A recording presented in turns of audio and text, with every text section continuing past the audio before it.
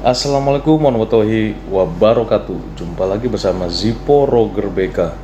Oke, pada pertemuan kali ini saya akan membahas terkait tips mencegah kebakaran di perumahan. Jadi kebakaran perumahan ini sering terjadi dan juga beberapa case itu karena kebanyakan adalah kelalaian. Jadi kasus kebakaran rumah sudah sering terjadi, penyebab utamanya biasanya adalah dari kelalaian diri kita sendiri, ya, atau kelalaian dari penghuninya, ya.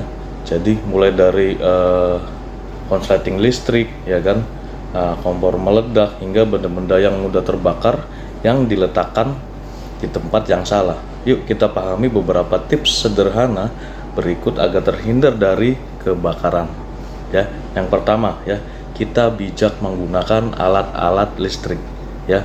Gunakan peralatan listrik sewajarnya serta tidak membebani atau tidak melebihi dari beban kapasitas dari meteran listrik tersebut, ya, yang di rumah kita, ya, atau di rumah-rumah Anda sekalian.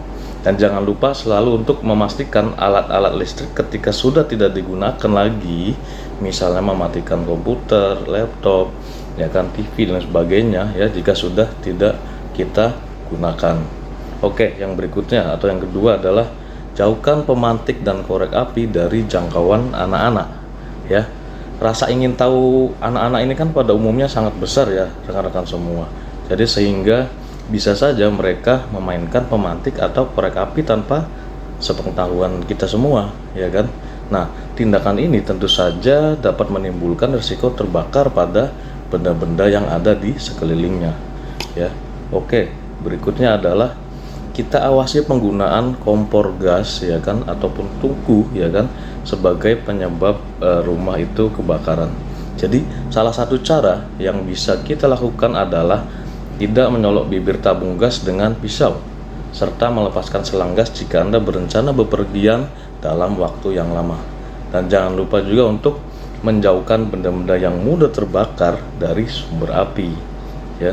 Nah, untuk tungku sendiri bagusnya adalah dia terpisah dari bangunan utama, ya, dan juga diberikan sekat atau pelindung, ya, agar tidak, jika terjadi fire di situ, maka dia tetap akan di situ, ya, tidak menyebar atau tidak melebar kemana-mana. Jadi seperti diberi partisi, ya, atau penyekat atau pelindung.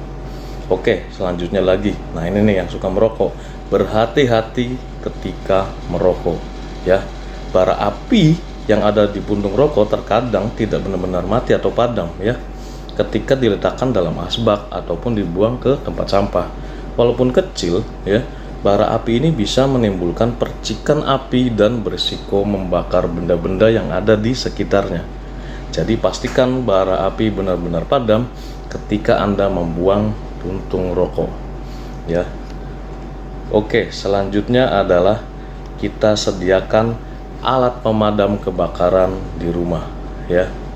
Nah, alat-alat pemadam ini kan ada juga yang model dia chemical dan juga ada dia model manual, ya.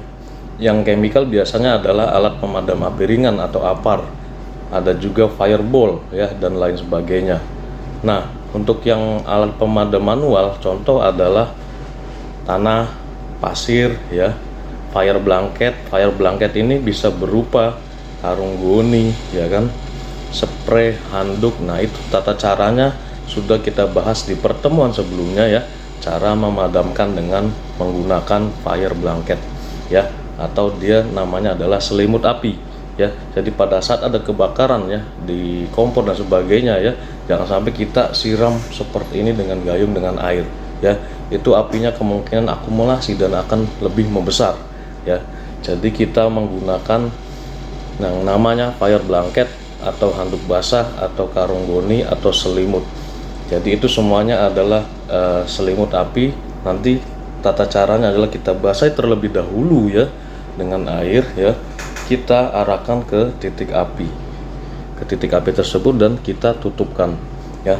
Itu akan padam apinya pada saat awal permulaan kebakaran, ya. Nah, ini tambahannya, biasanya kan kita ada juga, ya, untuk alat deteksi, ya, deteksi dini bahaya kebakaran. Salah satu contohnya adalah smoke detector ya, atau detektor asap ya. Alat pendeteksi ini ya kan sudah lazim digunakan di rumah biasanya ya. Alat ini dipasang di langit-langit dan bekerja dengan sensor ya. Dan tambahan yang lain adalah kita susun jalur evakuasi yang jelas ya yang ada di perumahan ini. Jadi jangan sampai pada saat kita ada emergensi ya, terhalang dan sebagainya ya. Salah satu langkah antisipasi untuk meminimalis dampak yaitu membuat jalur evakuasi yang jelas dan tepat. Jadi jika api terlalu besar untuk dipadamkan sendiri, Anda bisa segera menyelamatkan diri dan juga keluarga Anda. Terima kasih rekan-rekan, mudah-mudahan ini bermanfaat. Intinya adalah ya, selalu waspada, hati-hati, dan juga kita identifikasi ya.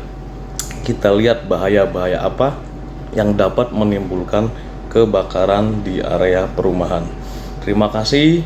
Wassalamualaikum warahmatullahi wabarakatuh. Safety first.